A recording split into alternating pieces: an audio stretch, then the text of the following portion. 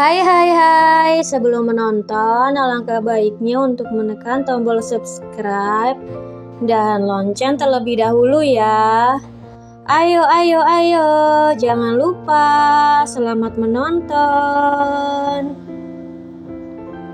Ketika Iblis Jatuh Cinta, episode 59, Kehamilan Simpatik, karya Via Raya.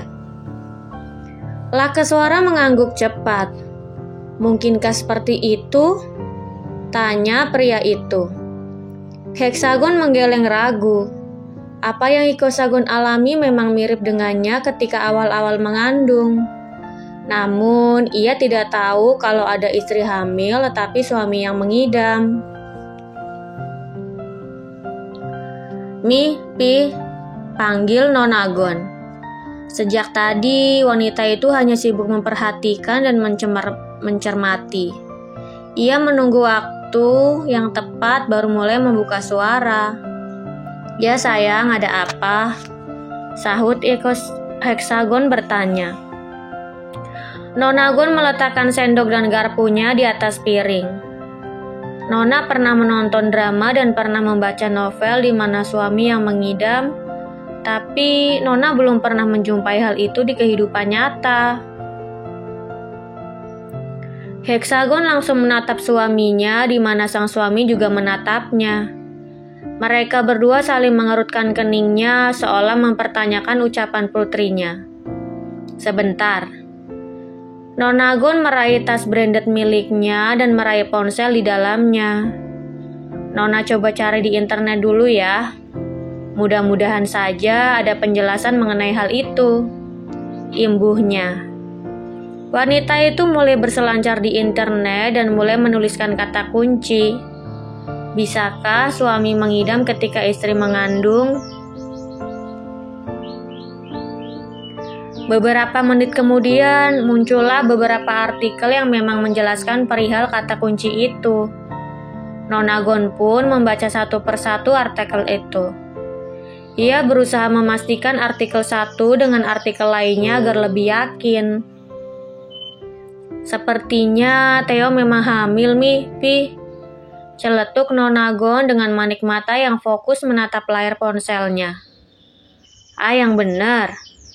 Tanya Lakeswara. Pria itu dan istrinya beranjak menghampiri putrinya dan berdiri tepat di belakangnya. Mereka menatap layar ponsel putrinya di mana menunjukkan bukti bahwa pria bisa saja mengidam. Lihat ini, Mi. Nonagon menggerakkan jari telunjuk sekaligus ibu jarinya berusaha memperbesar layar ponselnya agar tulisannya terlihat lebih besar. Sepertinya saat ini Osam sedang mengalami sindrom Couvet atau kehamilan simpatik, imbuhnya. Kan bukan Osa yang hamil, kenapa kehamilan simpatik? Tanya Lakeswara bingung. Itu artinya Osa mengalami gejala-gejala orang hamil, Papi. Jadi Theo yang hamil, tapi Osa yang mengalami keluhan-keluhannya.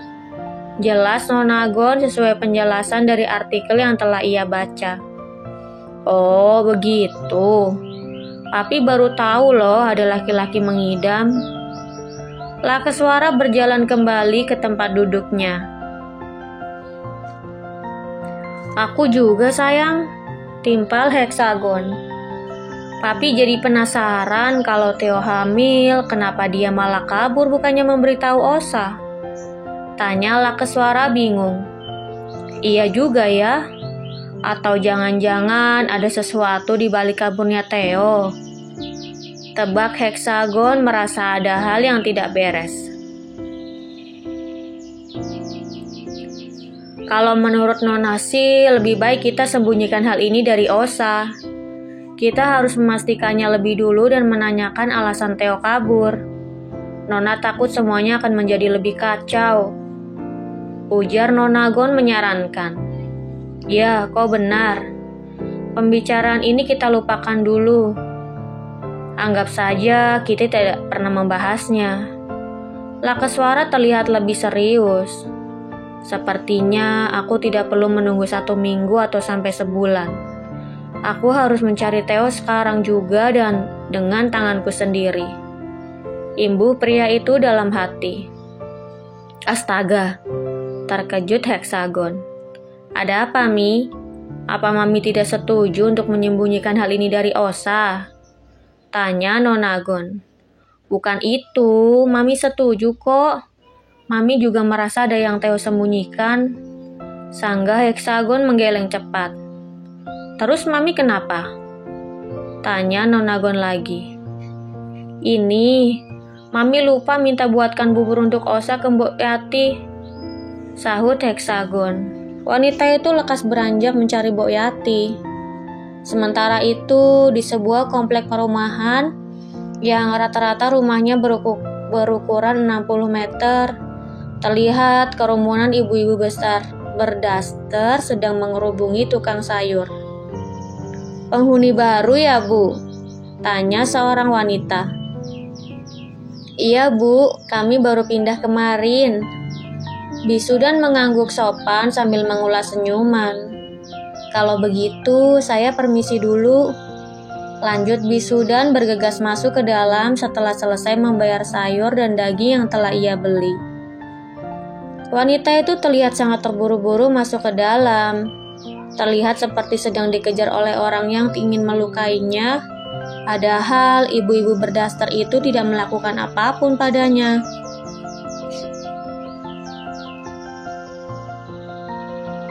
Ada apa, Bi? Tanya Theona melihat Bisudan terlihat sangat terburu-buru. Tidak apa-apa, Non. Bibi cuma takut keberadaan kita diketahui Tuan Osa. Sahut Bisudan. Mengingat apa yang telah Theona ceritakan sebelumnya membuat Bisudan lebih waspada. Apalagi mengingat Theona menangis meratapi nasibnya yang selalu dirundung masalah. Jadi sebelum hal buruk itu terjadi, wanita itu berusaha untuk tetap waspada. Oh, Bibi tenang saja. Meski kita masih di kota Heaven, tapi kita bukan berada di area kota. Kita juga sudah melakukan banyak alibi. Jadi dia tidak akan menemukan kita. Lagi pula kita memiliki banyak tabungan. Jadi, kita hanya perlu berhemat dan kita tidak perlu keluar rumah sampai beberapa tahun ke depan. Ujar Theona menjelaskan. Theona sudah menjual perhiasan yang ia beli sebelumnya. Ia juga sudah menyewa rumah dan membayarnya untuk 2-3 tahun ke depan. Di depan rumah juga ada tukang sayur yang berkeliling. Jadi, ia dan Bisudan tidak perlu keluar untuk membeli segala kebutuhan, karena di dekat rumahnya pun sudah tersedia seperti minimarket. Syukurlah, Non, Bibi jadi tenang mendengarnya. Kalau begitu, Bibi masak sup daging dulu. Bukankah Non Theo sudah tidak sabar ingin makan sup daging? Sahut Bisudan sambil menghembuskan nafas lega. Iya, Bi. Sejak beberapa hari yang lalu, Theo suka sekali makan daging. Perutnya terasa keroncongan terus kalau mengingat makanan serba daging. Raut wajah Theona langsung cerah memikirkan sebentar lagi akan menikmati sup daging buatan Bisudan.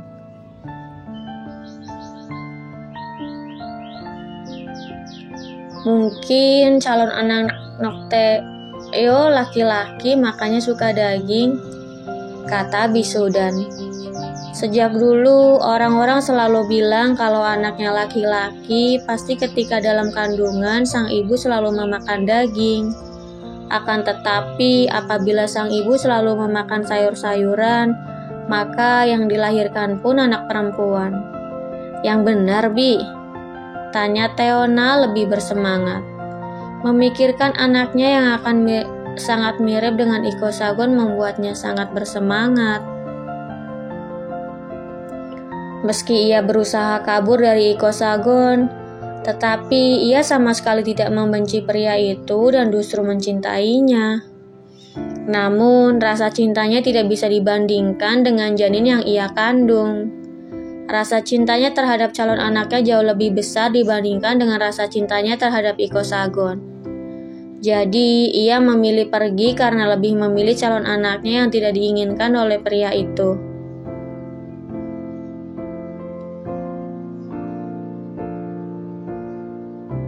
Iya, Non. Nanti kita ke klinik yang di depan gang ya. Sekalian Nonteo memeriksakan kandungan. Nonteo juga bisa sekalian konsultasi dan menanyakan hal itu. Jawab Bisu dan teringat Teona juga baru mengetahui kehamilannya dan belum memeriksakan kondisi kandungannya ke dokter.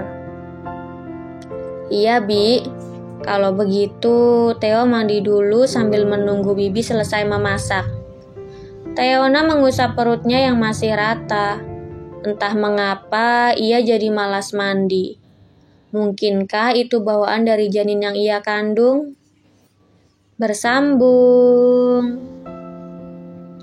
Jangan lupa untuk like, komen, share, subscribe, dan tekan tombol lonceng untuk mendapatkan notifikasi episode selanjutnya.